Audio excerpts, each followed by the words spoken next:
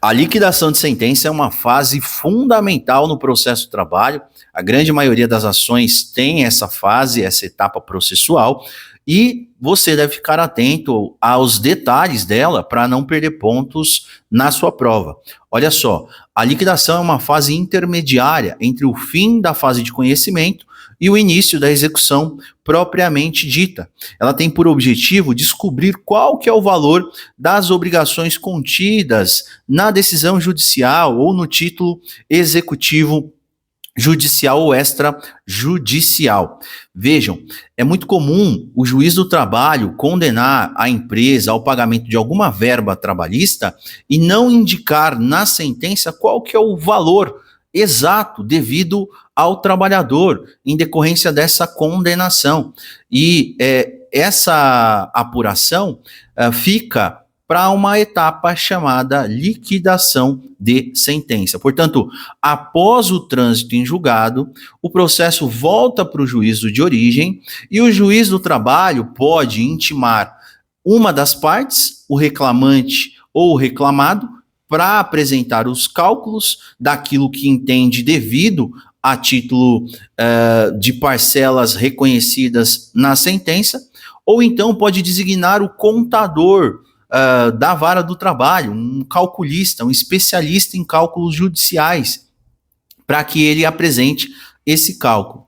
Muita atenção, porque se o cálculo for apresentado pelo especialista da vara do trabalho, nesse caso, as duas partes terão a oportunidade de se manifestar em relação a esse cálculo. E elas poderão concordar com o contador ou então poderão discordar através de uma peça ou medida judicial chamada impugnação à conta de liquidação. E veja, essa impugnação ela é apresentada no prazo comum de 8 dias e as partes elas devem explicar de maneira detalhada o motivo do seu inconformismo, sob pena de preclusão, tá certo?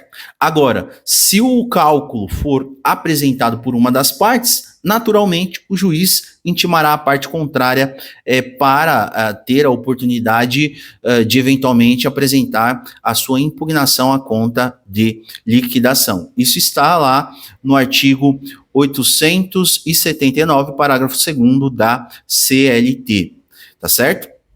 Após a apresentação da impugnação, nós teremos a intimação da União para que no prazo de 10 dias se manifeste acerca dos cálculos, né, e indique qual que é a cota de contribuição previdenciária que a União entende devida, que deve ser recolhida ao final em favor da Previdência Social. E, na sequência, nós teremos a decisão judicial, a sentença de liquidação, que nada mais é do que uma decisão que homologa, que fixa o valor devido a título naquela execução trabalhista. Vai esclarecer a dúvida inicial, fixando qual que é o montante que deve ser pago pelo empregador ao trabalhador na ação trabalhista, tá certo? E vejam, a sentença de liquidação ela pode ser impugnada por recurso?